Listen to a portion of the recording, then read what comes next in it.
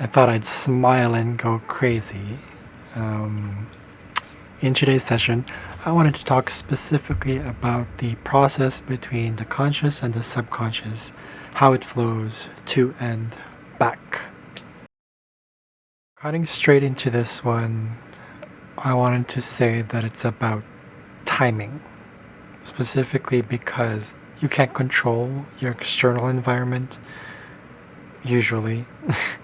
um, and even if you could, right, the real power lies in controlling what you can inside. Your thoughts, your mindset, those kind of things. So, I highly recommend all the time the methods that draw and move our attention to the body. So, through that, we become less attached to that adult brain. I call it the adult brain. You know, the one that overthinks things, that wants to be perfect, that wants to be get things done now. It's the not so much the adult brain, but maybe I guess the unconscious brain, so-called unconscious brain. But it's basically the one that is defensive, worrying, speculating, overthinking, all those things. So it's the overusing that conscious part of the brain right here. I'm actually going to add some links down below. Links that if you want to read it, if you want to watch it, that's up to you. So the key is basically that, at least based on what I've seen in this one YouTube video, I'll post a link, is that it's kind of like a window. It's a doorway. The conscious, I mean, is a doorway to pretty much the whole part of the brain, especially when it comes to information processing, what's going on, trying to make sense of the environment or what's going on, experiences. So flow should go from that area, right? So that door to the back of the house, or in other words, to the house, right? And back. So I wanted to mention that this is why we make mistakes. You know, mistakes, we see them as like sort of a bad thing, but that just causes more stress because it's like, I don't want to do that. I want to be perfect, right? So mistakes are a good thing because it just means that the subconscious wants to do what it's used to. And it's getting trained, if it gets trained or conditioned it to have bad habits, what happens is that's what needs to change. So whether it's good or bad, the subconscious doesn't care, right? It's not about good or bad, it's just like what it's used to. So for example, bad habits would be something like not letting it do the work. So for example, if you are resistant, then most likely the subconscious might sort of respond to that. At least from my experience is that when I'm scared all the time, so I'm kind of resisting change because of that fear, it becomes this sort of subconscious thing. I don't want to say that it is subconscious. I want to be sure that what I'm saying here is not something I'm not claiming anything. I'm just saying from my own experience, you know, when I've had a lot of fear growing up, like real strong, exaggerated, trauma-based fear. And I'm not going to go much into that, but it's created that sort of, I guess that's not so much subconscious, but unconscious sort of behavior, like trusting people, all those things. So it's a work in progress. Another thing is when we're in a classroom, and it's all language learning stuff. You know, you're studying grammar, drills, exercises, blah blah blah. One of those, any of those, whatever. One of the things I notice is that we actually pick up, or rather acquire, that teachers, especially if they're a non-native speaker, their pronunciation. I mean, think about it. How do you explain people passing on accents, or rather how a collective, let's say for example in Canada, how else, or Western Canada, or non-French speaking regions of Canada, how else do you explain this anglicized pronunciation? Well, it gets passed on. It's not carrying the what's called, like, not the original accent. It's not about that. Like languages change naturally, yes, but when there's a, I guess you can say, an opportunity to pass on what is, I guess, in a specific culture, when it can be passed on through the native speakers, then you can acquire that. This is why some schools rather, started noticing that it's like, hey, instead of having non-native speakers teach English, for example, let's say in China or in Taiwan, I guess in Thailand too, but whatever, they start to realize like, hey, we need the native speaker. That's because, at the very least, and I don't know if they know this, but from what I noticed, hey, it's sort of a kind of a good start where the children or the students will start to pick up at least that native speaker's pronunciation, their accent. Okay. In my experience, though, going back to the whole thing about mistakes, is that mistakes happen because the conscious wants something else the subconscious is already used to. Again, so going back to what it's used to. Ergo, when that doesn't happen, or rather when there's a disconnect between the two, it's an unconscious process. Right? Now, the second thing about the process itself, the flow between the two, is I wanted to pose this idea that there's a difference between acquisition and memory, specific through emotional experiences, whether it's positive or negative. Is an acquisition because it's so much in this area of the brain back here, right here, whatever, is that it's much more than just memory. It's because it's so automatic. You understand, right?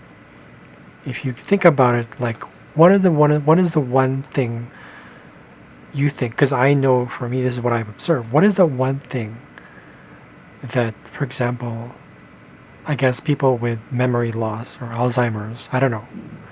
What is the one thing that they actually retain? It's the ability to communicate, right? Where's that from? Is it just the ability to communicate, or are we talking about language itself? You don't actually forget how to communicate itself.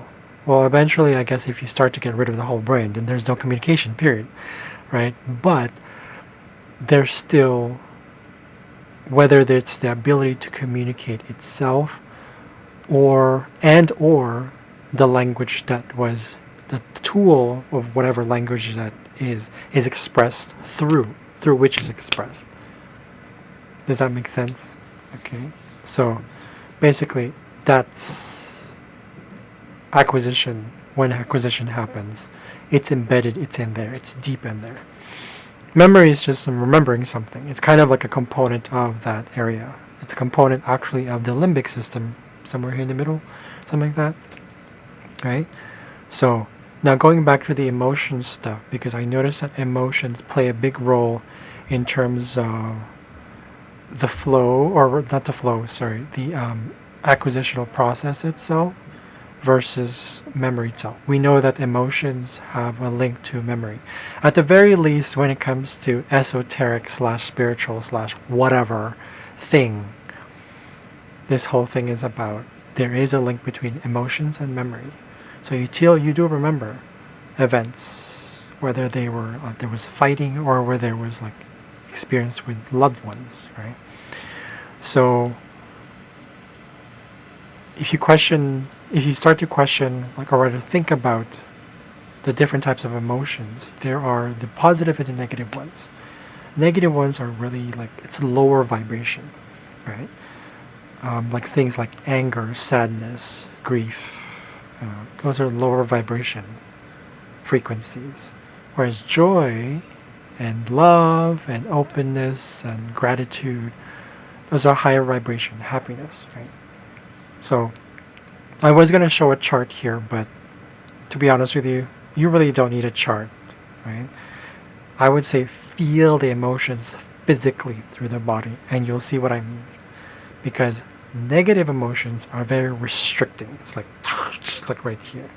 Whereas positive ones are very welcoming. It's open. It's relaxed. And so what that does, at least for the brain, is something else. Now I'm going to go after that. After this, I'm going to explain some more. So negative emotions, despite events or situations being easily recalled, overuses the brain. So mostly the conscious mind, this conscious part of the brain, or I guess you can say the prefrontal cortex, because we get stuck in that loop of thinking, right? No, oh, I'm not getting this, I'm not getting this, I'm not getting this, I'm not... Well, yeah, of course, right?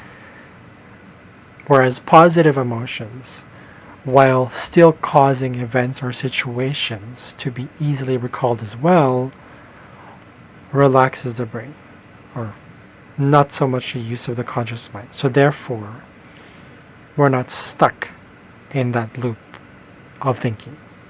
Right? I'm going to send out some, again, as I mentioned earlier, I'm going to post some additional links at the bottom. There's one from ncbi. Yeah, whatever, this website, for those nerdy people out there.